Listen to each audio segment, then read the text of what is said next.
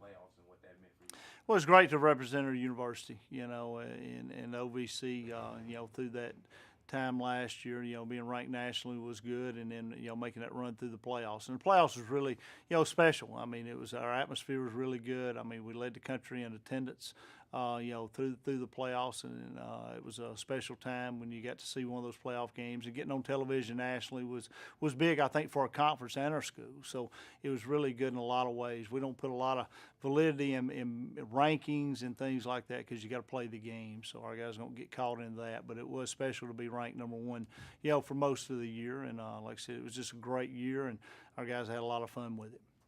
So how does that carry on to not only this summer, but this season?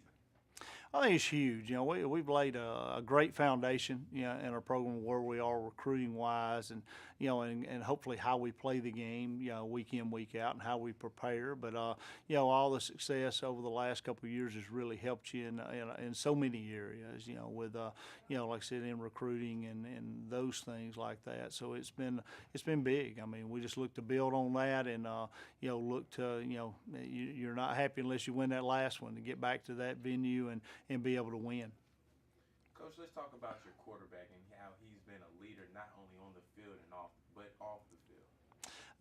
Eli's a special guy. He's very, very humble. You can tell that when you interview and you talk to him, and he's kind of a shy guy. When he opens up and he talks, he's very humble about the things he does on and off the field. But he's a great leader. And I'll say this: when he first started, he was such a shy, quiet guy. It was hard to him lead verbally. He just led with his play, and he continues to do that. But he's become more verbal as the years have went along, and it's he makes the game, when he watch him play, makes it look easy.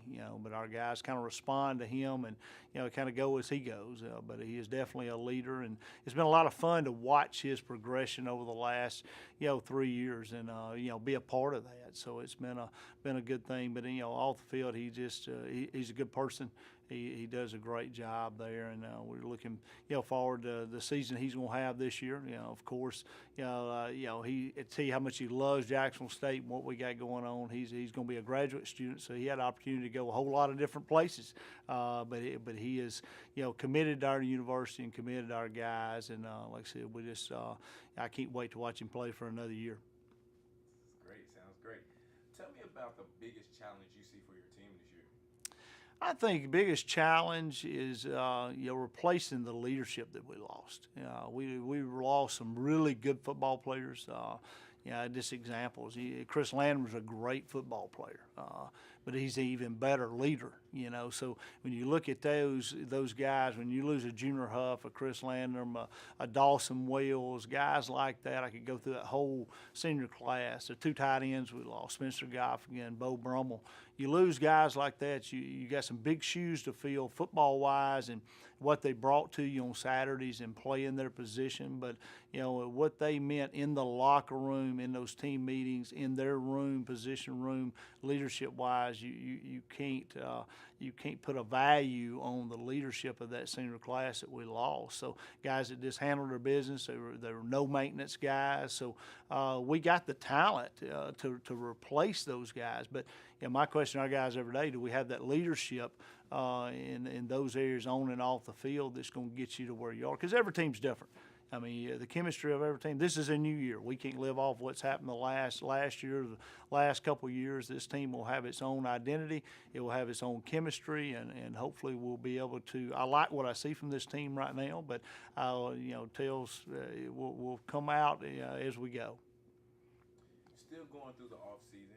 What do you like most about your team? I like most about the way they compete. I mean, I like how we come out every day and we work to get better, and we got competition daily with our guys, and just the camaraderie that we have on our team is a special bond, and I like what I see in the all season from this team so far, and that goes back to that chemistry I was talking about. That kind of creates that chemistry, and we're working on that daily. But I do like the brotherhood of our guys, and the way they handle their business and the way we work. We probably had one of the best summers, if not the best summer we've had, as far as our workouts and stuff right now. So I feel good about where this team is. Now, there's a lot of water to go under the bridge yet, and we'll see how they progress in the fall camp. Okay. Give me your general impressions on the OVC race for another championship? Well, I say it every year. I mean, the parity in OVC is really over the last 3 or 4 years gotten at an all-time high. I think every week you got to go out to play your very best, and being picked to win the conference is a big task. You got to take each and every week it is on. You can't look ahead or look behind, and because every team in the OVC is capable of beating each other every week, and I think you see that in how close the games are, and see an upset here and there. So I think the OVC the parity in the league is really, really good. We do have some newness this year. I mean, we got 3 new head coaches in the league, so that's going to be different to see, their style and how they play and how they coach their teams. And then, you got new schemes on offense and defense, special teams wise that you got to prepare for. So I'm anxious to see how those programs and those head coaches, are and kind of scouting them out. But like I said, I think the OVC is really gotten a lot of recognition nationally, I think, in football, where maybe not had been there at this high, in years past. So it's I don't think that's helped everybody in the league. And we play in a well-coached league. I mean, it's a competitive league. There's a lot of great players in OVC, and the league is really coached well from top to bottom. Speaking on that league, how do you feel your schedule plays to your benefit?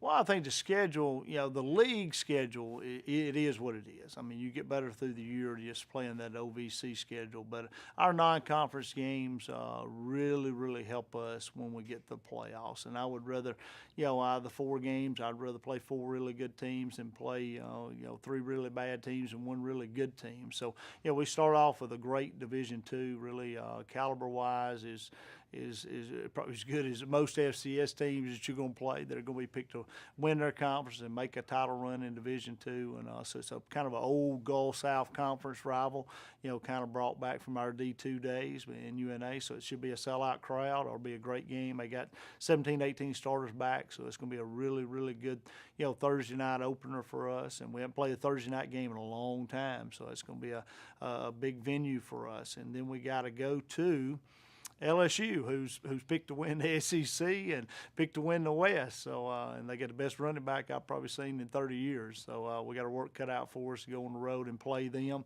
And then we'll come back home and play a Coastal Carolina team who is moving up. I think they got 73 or 75 scholarships this year. They're in a transition year and has been a top 5 FCS team in the last probably 3 or 4 years. They got a great program, big budget. So it's going to be another, big challenge for us at home. But that's like playing a top 5 FCS team there. And then we got to go to Liberty, which will be a tough road game. So all of those games are the equivalent of playoff games. So we'll call them practice playoff games. So, you're not going to play anybody any better than LSU, and the other 3 is going to be as good as a first round, second round, playoff game. So we got our work cut out for us. I mean, it's going to be a tough challenge for our guys. Playing week in, week out without an open week in that type of a non-conference schedule. And then you get into our conference, there's no time to kind of catch your breath. So talk to me about the FCS subdivision and what it means as a coach to be in that subdivision. Well, you're not happy unless you win the last one.